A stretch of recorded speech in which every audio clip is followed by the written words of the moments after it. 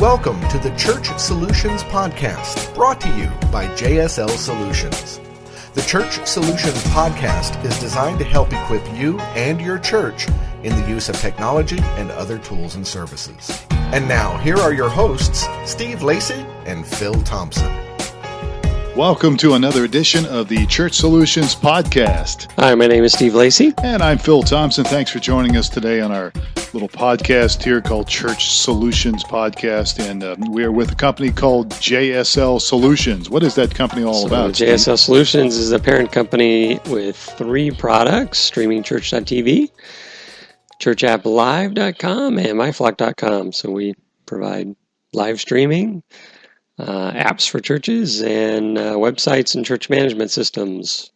That's who we are, and we talk obviously about this podcast. We generally talk about tech-related things, although we do not always stay on that because Steve and I both have lots and lots of experience working with churches, pastors, and leadership. And so this podcast is really all about enabling you as either a pastor or a leader or even volunteer, enabling you to really help your church better. And so we talk about a variety of different subjects, from tech-related to things that are not tech-related, sometimes leadership-related.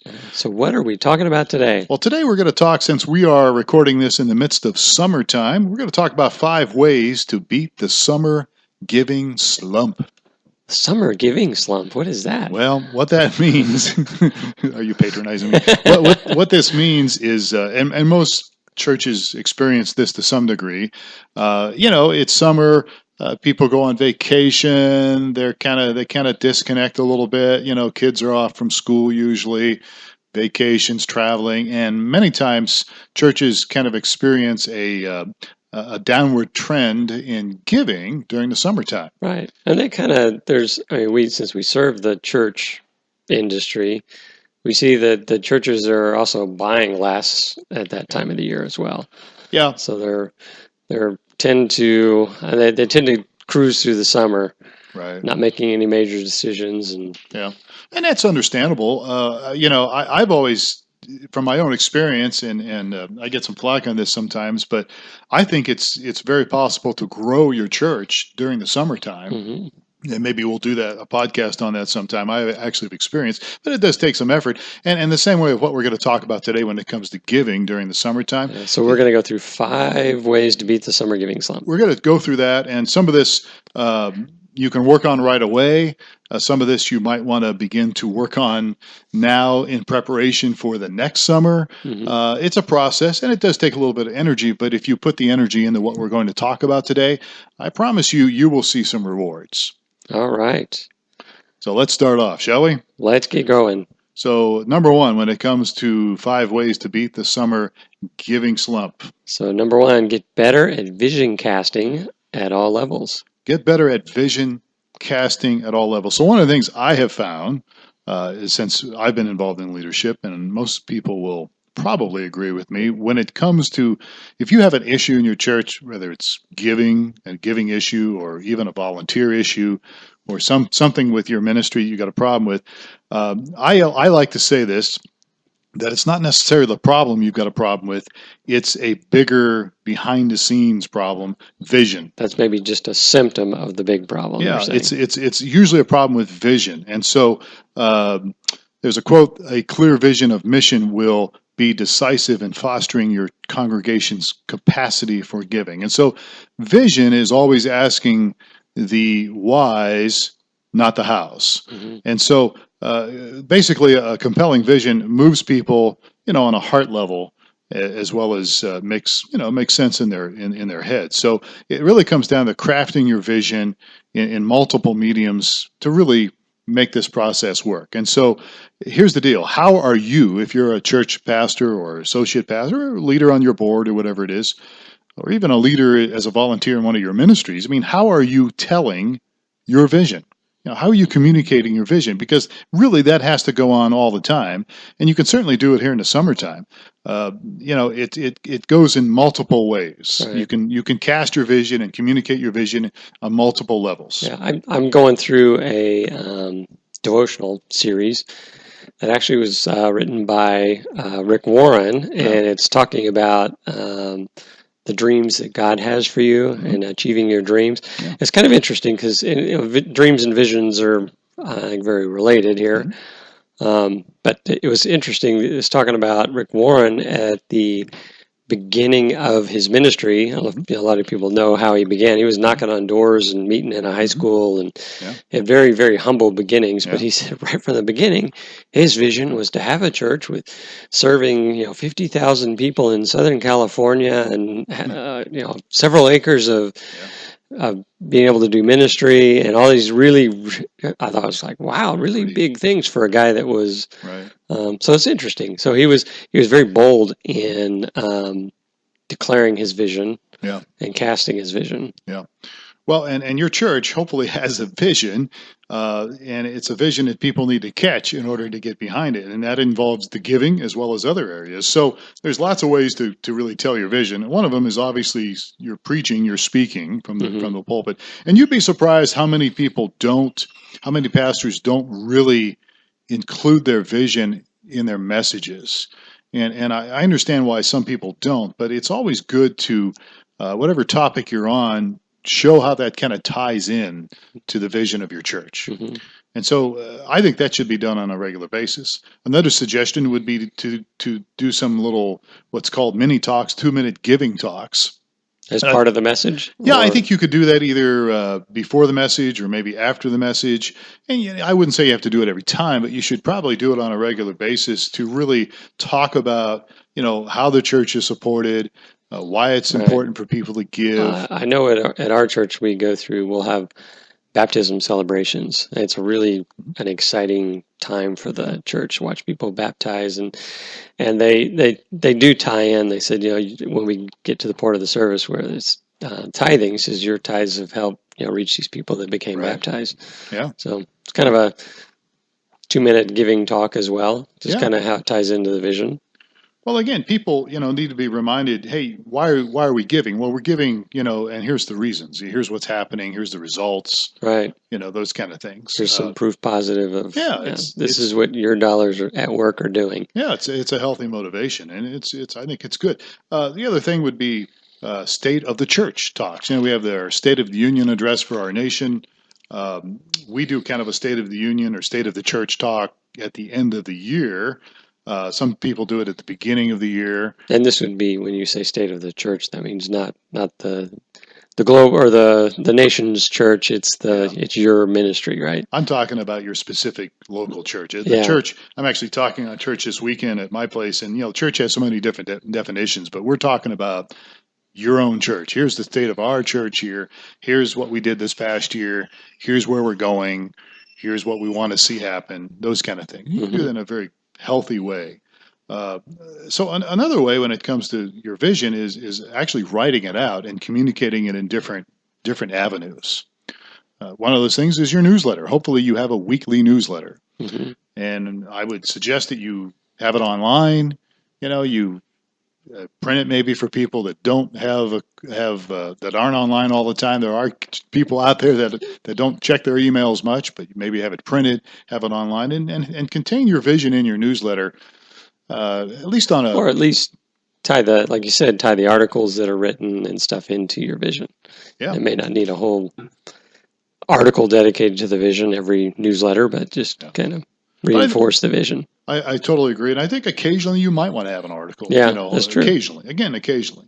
I don't know how many people send out membership letters, but that's important to do. If you have membership at your church, and you send out a letter saying, hey, somebody's become a member, and you send them a letter, thanks for becoming a member of our church, and again, the vision should be in there. You might go over that during your membership meetings if you have a kind of a membership orientation, but you should have it written down somewhere. And then the other thing is in your leadership briefings. When you've got people that are volunteering, and hopefully you're meeting with your volunteers on some kind of a regular basis. Again, it's good to remind them, even though they're in leadership, even though they're committed, even though they're serving and rah-rah, we love our church, it's always good to remind them, hey, here's our vision, here's where we're going, here's what we want to accomplish. All right, makes sense. Another way, which kind of ties in on some of what we're doing here, is video. I think video is another way to share your vision. I think doing videos, posting them online. Hopefully, you've got some type of social media you're using, Facebook or Twitter. Maybe on your church website, you would have a video from the senior pastor or key leaders talking about the vision of the church, having it on video. Right. And you could even do that with an MP3 file. You could even put that somewhere for an audio file as well. And then another good thing when it comes to sharing your vision is testimonies from other people. Oh, yeah. That are key people involved in your church, key volunteers, key people that are serving in different parts of ministries. Why are they doing what they're doing?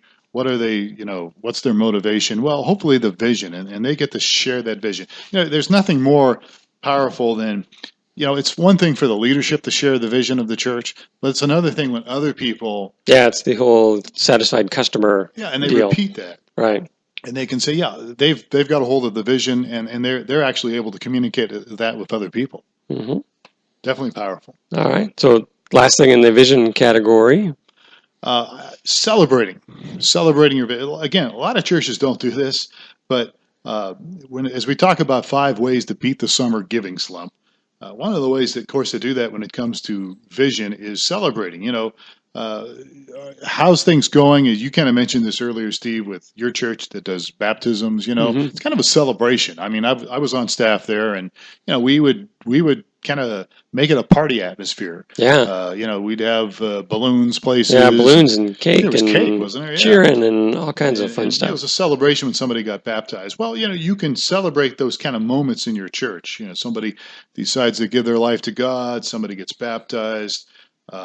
Maybe you do child dedications. Something that's just a cool thing. Take some time to celebrate that in some capacity. And as you're doing that, you're communicating your vision. We touched on this earlier, but testimonies again. People sharing how the church has helped them, has helped affect them in a positive way.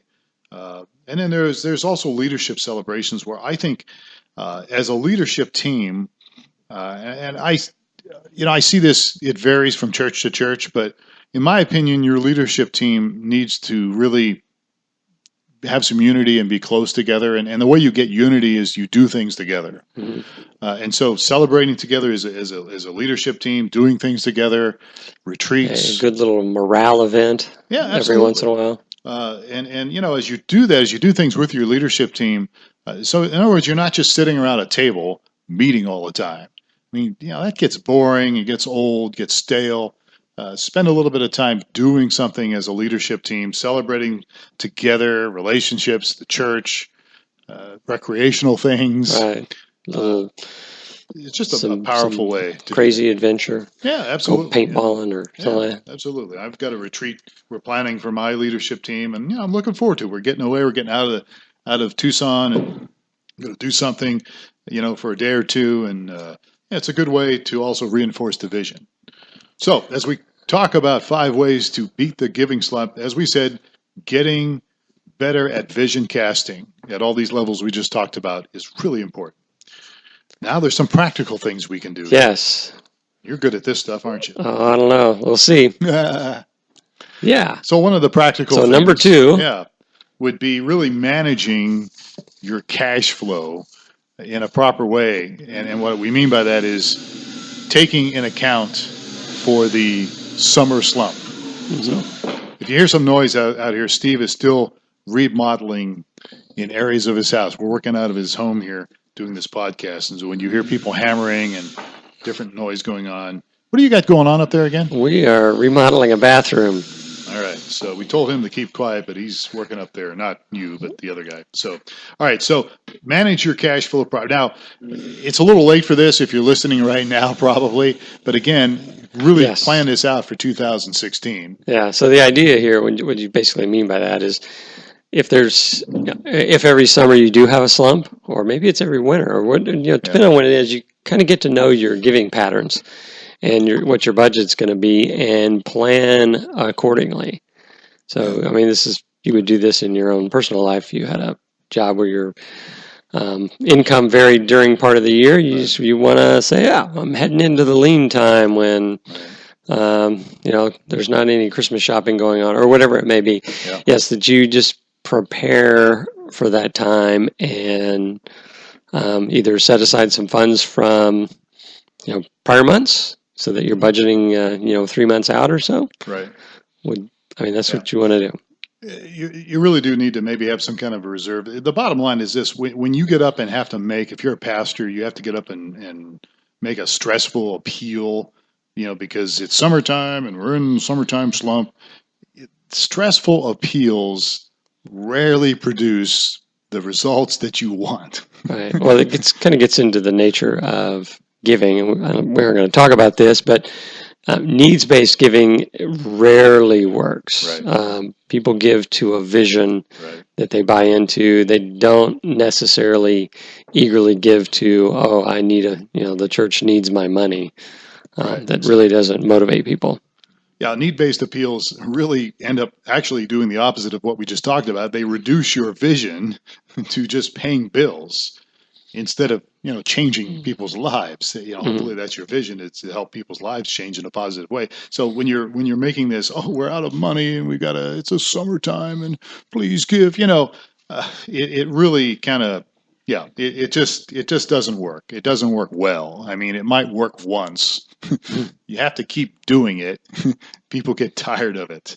And so, I did this when I took over the budget for my church. I did some things where I made sure that I actually kind of overestimated what some of our bills would be, just in case. And I did some little things so that, if things are tight, we've still got some resources, and so far things are working out pretty good. But again, it takes a little bit of forethought. It takes a little bit of thinking this through. Yeah. And if you're in a summer slump right now, probably not going to work right now, but you can certainly plan for next year. Yep. All right, so that's number 2. Number 3. Send out quarterly giving statements. This is something that I think is important because you want people to kind of take ownership of their church. Mm-hmm. To me, that's the bottom line. Is it's not, if you're the senior pastor listening or involved in leadership, it's not your church. It's the people's church. As people are coming, they need to take ownership. They need to take responsibility.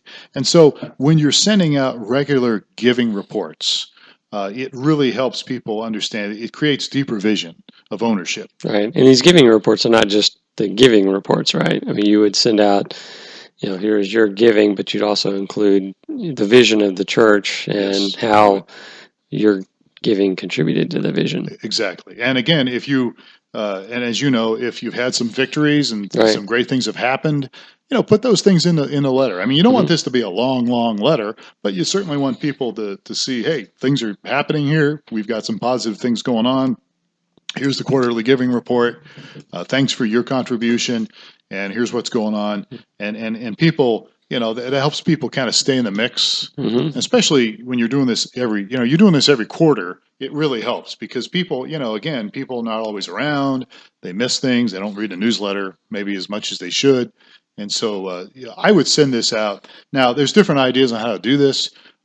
I would send it out snail mail. I would actually put a stamp on it and send it out. Yeah, you could do it on email. Maybe do both. I don't know. That's your decision. Yeah, I think I agree with you. Sending the snail mail, that actually having something that you can touch and hold, and maybe put a little something in the envelope that's related to a victory that you had. Right. Would it's people are going to be less likely to ignore it. They'll go, "Oh, there's my giving statement from church. I know what's in there," and then they'll just delete it or whatever. Right. But as opposed, if it comes in the mail, then they're more likely to. Yeah, I think that's, we're big proponents on using, electronic media here with our company. But I think there are times it's good to send a letter out while you still can. It's probably going to eventually disappear someday. But I think sending out a quarterly report is a helpful thing to do, and it's important. So, as you're doing this on a regular basis, this will help kind of curb that summer slump. Right. So number 4. Number 4, spend focused time with the 20% who give 80% of your budget. This may be a little controversial, but I think there's something to it. Let's just start off with, I'm sure all churches, I've seen this from church to church, it is the 20% that give the 80%. Well, it's not just the giving. I mean, it's do the 80%. It's kind of the serving and the volunteers, and we're always in this kind of constant struggle to reverse that. But by and large, 20% of your people, they serve, they do 80% of the work, and we're always trying to get more people involved. But I think this is true with giving. 20% people give. So too many pastors, I think, a lot of times are a little bit afraid to give that focused attention to those who are carrying the bulk of the financial burden. So, and the reasons I've heard is that, I don't want to be charged with favoritism. I maybe I don't trust my own heart, or I'm even intimidated by people, who have resources, who have money. I mean, it's, you got some people in your church that are well-to-do, and sometimes that's intimidating a little bit. Yeah, and it's not always, some people may go to, it's not always those that have the means. It's typically those that have the heart and the commitment and the spiritual maturity that are giving. So it's not necessarily... That's not always the case, yeah. Yes. But, the bottom line for me is investing time in people who are generous in your church. It's not favoritism. I think it's wisdom. You spend some time with people that are core givers because they're obviously, they love your church, and they probably love you as the pastor. And so they want some of your time. And it's not unhealthy to give them maybe a little more time than you might give to somebody else, because those people have needs as well. They've got issues they're dealing with in their life, and so I think that you do need to focus a little bit more on those people, and those people are giving for a reason.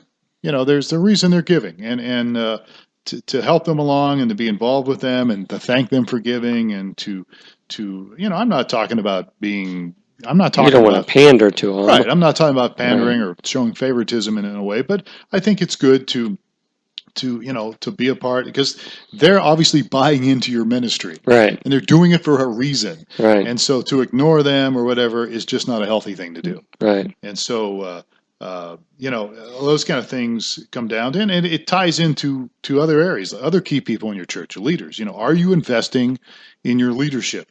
In your leadership team? Are you investing in them during the summer? I think there's opportunities to do that. Hopefully, if you have leaders in your church, hopefully they're also giving. In fact, I would say that if your leaders aren't giving, you've got the wrong people in charge, okay?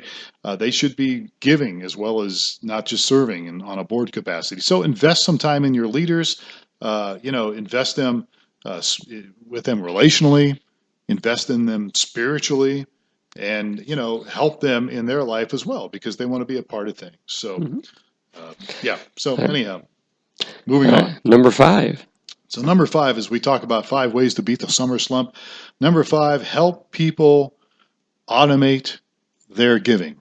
And we've talked about this before, and we'll talk about it again. But if you don't have online giving, or a capacity for people to give online in some means, you are way behind. Probably at least 10 years behind in your church. You really should offer what we call EFT, electronic funds transfer, or online giving, where people can easily find it on your website. And there's a bunch of companies that specialize in the whole online giving world. Yeah. We're not one of those. We do have those companies approaching us to integrate into our systems, but there's find a company that you can partner up with, or just PayPal's a great one out there that exists and is open to everybody, and it doesn't require a large setup. Right. You can get rolling within 30 minutes, have yourself all set up and accepting donations online. And so you should have that available, and you should also promote that. And here's another thing. Some churches have gone to the trouble to do that. Great. But you're not promoting it. So people forget about it. They don't realize, I guess I could give online. So when they're on vacation, they could give online. If they're not always coming to church for some reason, they can give online. So I would definitely make it very clear on your homepage, right, where the people can donate so they can find it easily. Yeah, one of the things we do is, it's a little bit of a low-tech solution, but it's kind of goes in the line with the automate. The giving is we provide a giving envelope that is a self-addressed, postage-paid envelope with our bulletin every week. That's so right. People are walking out with it in their hand and like, oh, I forgot to bring my check. They just go pop the check in and drop it in the mail. It makes it really convenient. I remember we implemented that years ago. That's definitely a good low-tech thing, but it does work. And makes it easy. Yeah. But again, make people aware that people could give by different means. There's different avenues to give. And that's an avenue. Donating online is an avenue. And then don't be afraid to promote it. Promote it in your newsletter. Promote it, at your church. Promote it in your bulletins. Promote it even on your Facebook page once in a while. All right. So people know that they can give.